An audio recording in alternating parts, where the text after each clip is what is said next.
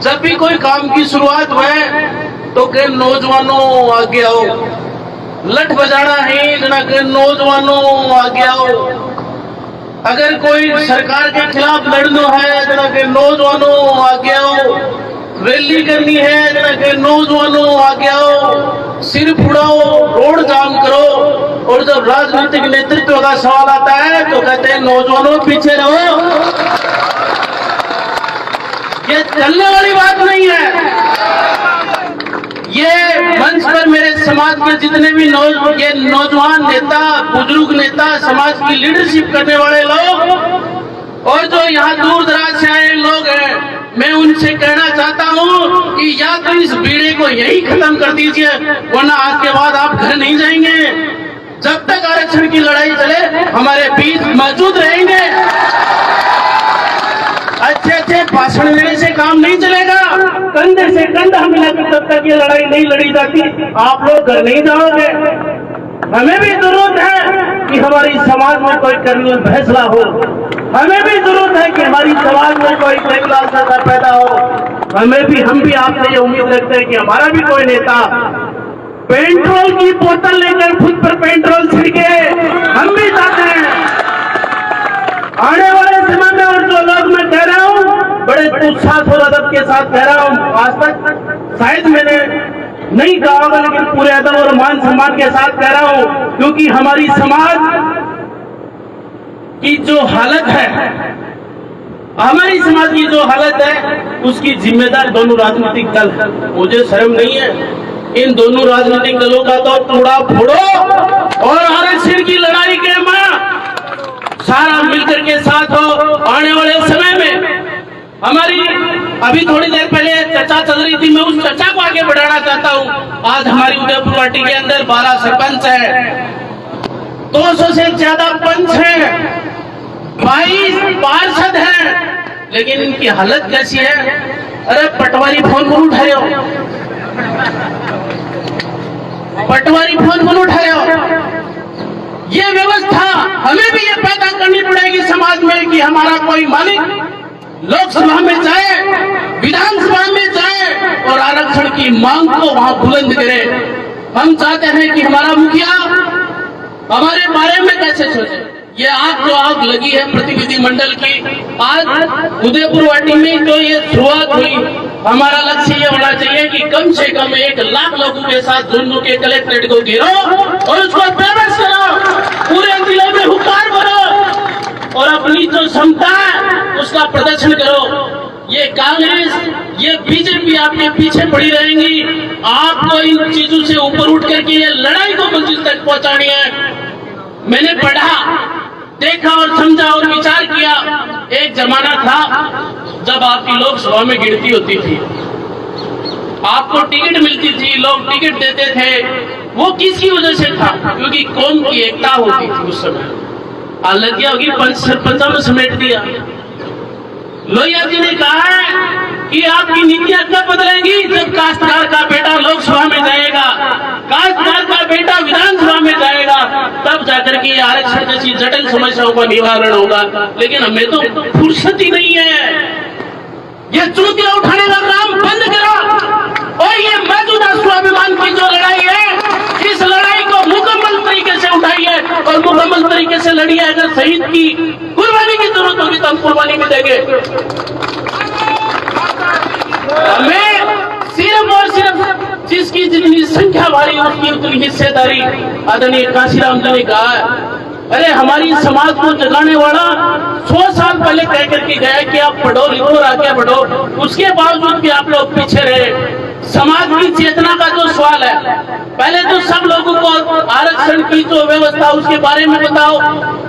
जब किसान आंदोलन चला तो जितना अधिकारियों को नहीं पता था उससे ज्यादा किसानों को किसान आंदोलन के बारे में पता था। सरकार को झुकाया। जो भी नीतियां हो पारदर्शिता के साथ गांव गांव जाओ, ढाणी ढाणी जाओ, लोगों को समझाओ। दूसरी बात, जो अन्य समाजों के लोग कह रहे हैं, हमें उनसे कोई आपत्ति नहीं है। हम हमारा हक मांग रहे हैं, किसी से किसी प्रकार की भीख नहीं मांग रहे हैं। हमारे नौजवानों का तकदीर का भविष्य हो, उनका भविष्य सवरे। आज मैं नगर पालिका में पार्षद हूं तो गर्व के साथ कहता हूं कि ओबीसी कोटे से इस बात की खुशी होती मेरे जैसे बहुत से लोग, अगर ये आरक्षण की व्यवस्था नहीं होती तो आप लोग ये एमएलए में नंबर नहीं आओ, पार्षद में भी गुना तो आज तक एमएलए में नंबर गुना होना। और अगर और आरक्षण की व्यवस्था होती तो हमारा एमएलए भी बढ़ता, हमारा एमपी भी बढ़ता, हमारा प्रधान भी बढ़ता, हमारा और कोई। ये बात मैं इसलिए कह रहा हूँ क्योंकि राजनीति के बिना लोकसभा विधानसभा की ये चर्चाएं हैं, ये आंदोलन है, मुकम्मल नहीं उठ सकते। आज अपन बात करें कौम की गुजरों ने 72 लोगों का बलिदान दे दिया, उसके बावजूद भी केंद्र सरकार ने उनके साथ न्याय नहीं किया। इतने बड़ा बलिदान, इतना बड़ा आंदोलन होने के बाद भी उनको मजबूर होना पड़ा। क्यों? और हमारा आंदोलन फुर्ती के साथ उठा और तूफान बनकर दिल्ली तक जाएगा। और कहना चाहते हैं मोदी जी से कि या तो इस आरक्षण की व्यवस्था को हमारे पक्ष में हमें हमारा अधिकार दो, नहीं आने वाले समय में आपका जाब्ता राजस्थान से करके भेजेंगे। ये नुमाइंदे जो बैठे हैं ना, उनको जाकर के बोलते भाजपा के प्रदेश अध्यक्ष को, कांग्रेस के प्रदेश अध्यक्ष को बोले कि हमारी कौम के साथ न्याय नहीं हुआ तो आने वाले दिनों में हम आपको समेटने का काम करेंगे। जब तक मुंह खड़ा करके लड़ाई नहीं लड़ोगे, आपकी कोई सुनने वाला नहीं है। हमें किसी का डर भय नहीं है। अगर लड़ाई लड़नी है तो पूरी फुर्ती के साथ लड़ेंगे, किसी प्रकार की कोई दिक्कत नहीं है, कोई परेशानी नहीं है। आगे की जिस प्रकार से जो मंच तय करेगा, जो हमारे समाज के बुजुर्ग, जो समाज के नौजवान, जो हमारा प्रतिनिधि मंडल बैठा है, एक इशारा करेगा, सर की जगह सर, खून की जगह खून से काम लेंगे। और आने वाले समय में जो भी नेतृत्व हमें जो दिशा देगा उसके हिसाब से काम करेंगे। आपने हमें अवसर दिया, समाज के लिए जहाँ जरूरत पड़ी तो पानी पिलाएंगे। समाज ने अगर कहा कि सफाई की करनी है तो एक समाज का छोटा सा सेवक होने के नाते पूरी मुकम्मल व्यवस्था करूंगा। आने वाले समय में जो भी दिशा निर्देश होगा उनका पालन करूंगा। बहुत बहुत धन्यवाद। जय हिंद। गुर्जर समाज को 72 को बलिदान देना पड़ा था, अपने को 200 को भी देना पड़े तो कोई कमी नहीं है अपने पास। राजस्थान में अपने गुर्जर समाज से अधिक समाज अपना, तो ये कोई बलिदान वाली कोई कमी नहीं है अपने पास। और ये आरक्षण की लड़ाई है, लंबी चल सकती है। कमेटी बनाकर इनकी रूपरेखा बनाकर अपने को ये तैयारी करनी चाहिए। और अपने जो ऊपर जो लड़ रहे हैं भागपुर में, उनके दिशा आदेश से उनकी पालना करनी चाहिए। अपने पूरी राजस्थान की संपूर्ण वाणी समाज, चाहे ब्लॉक स्तर हो, चाहे ग्राम पंचायत हो, या जिला मुख्यालय हो, या प्रदेश स्तर हो, अपने को पूर्ण जोर से विरोध करना चाहिए और अपनी आरक्षण की मांग को पूर्ण जोर से बनाने की कोशिश करना चाहिए। जय हिंद, जय भारत। 6-7 दिन पहले NH-21 पे जैसे ही बैठे, दिल ईमानदारी से बता रहा हूँ, गदगद हो उठा कि मेरे हमारे समाज में भी जान है, जिंदा कौम है। आज तक लोग ये मानते आए थे कि ये सीधे साधे लोग हैं। सही बात तो ये है कि सीधा होना, जंगल में वो पेड़ भी सबसे पहले कटता है तो सीधा हो, इसलिए हमें सीधे साधे रहने की तो कोई जरूरत नहीं है। मैं आरक्षण के बारे में जरूर आपको थोड़ा सा कुछ बताना चाहता हूँ कि वास्तविकता क्या है।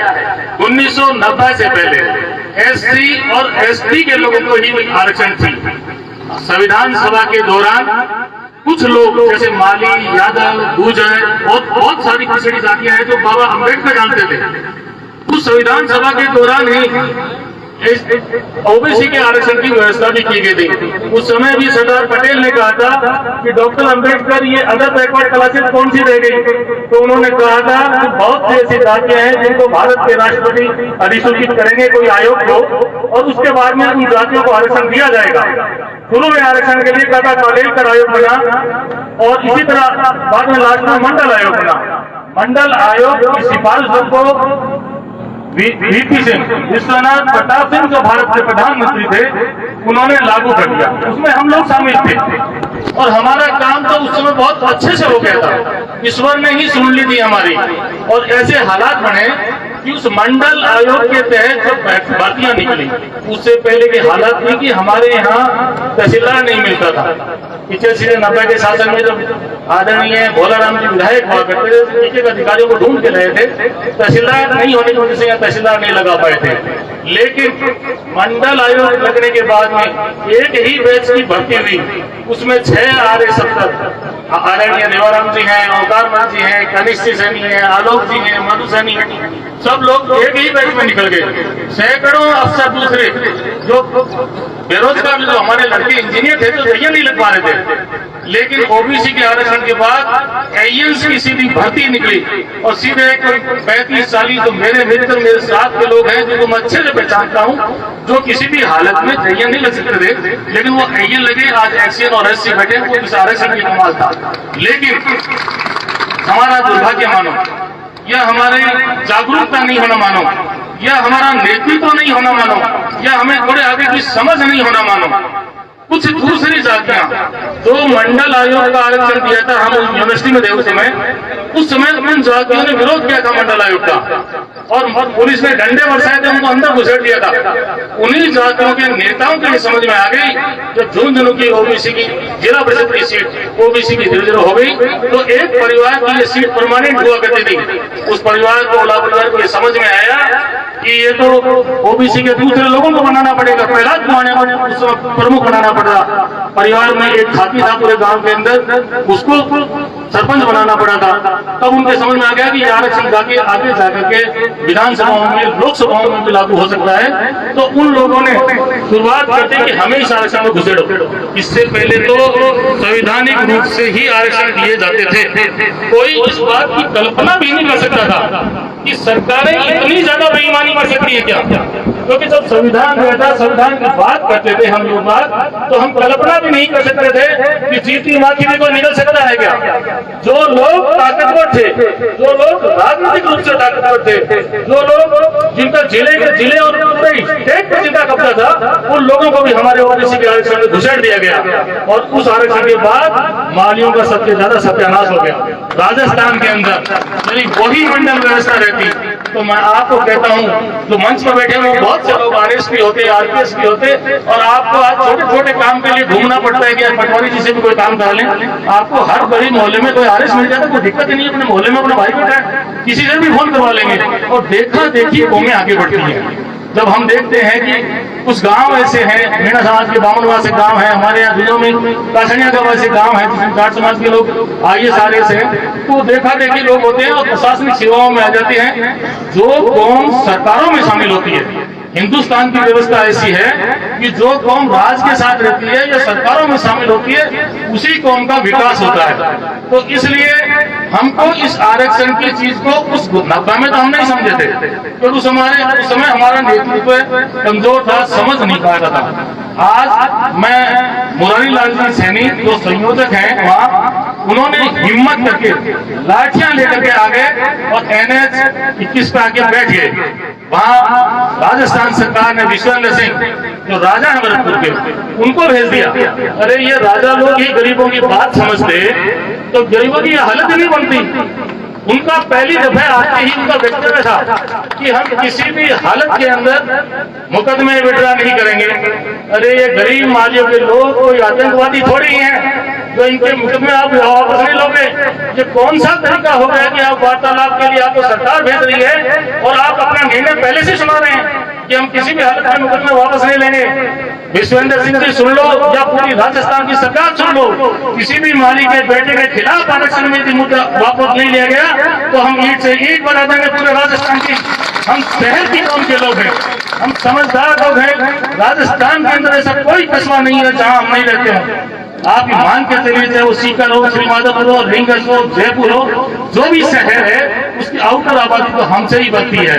तो इसलिए हम बड़ी संख्या में हैं, लेकिन राजनीतिक नेतृत्व के अभाव में हमें पूरा सम्मान नहीं मिला है। अब 6 दिन हो गए, हिसाब तो ये बनता था कि जैसे ही वहाँ आंदोलनरत लोग हुए, हमारी माताएं बहनें सड़कों पर आई, सबसे पहले उदयपुर पार्टी से मैसेज जाना चाहिए था।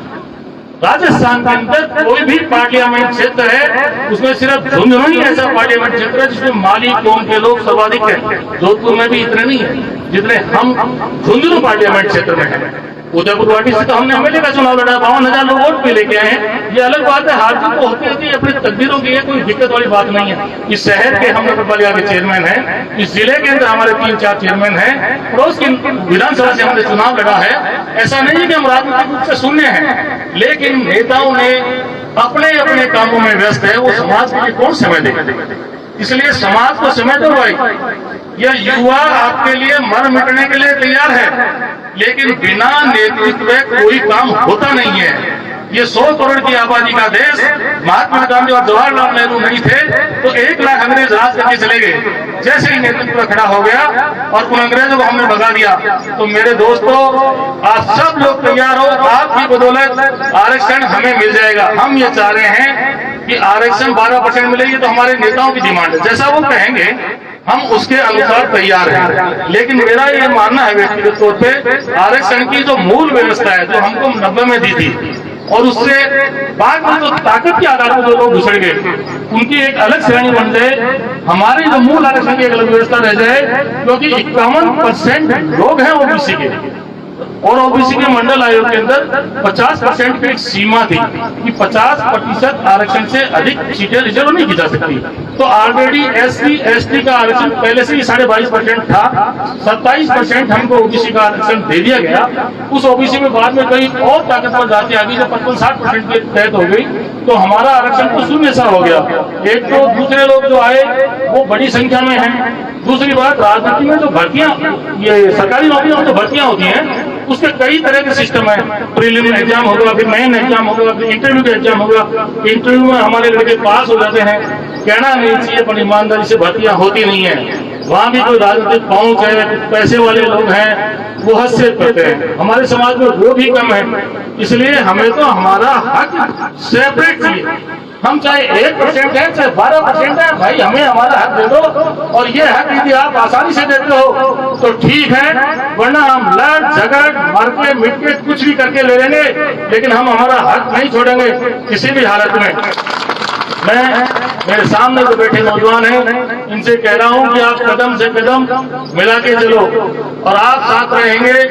दुनिया की कोई भी सरकार ऐसी नहीं है, सरकारों को तो संख्या चाहिए, हमारी संख्या बहुत ज्यादा है। हमें कोई पटरियां उखाड़ने की जरूरत नहीं पड़ेगी, हमें 70 लोगों को मरने की भी जरूरत नहीं है, क्योंकि ऊपर आता भी हमारे।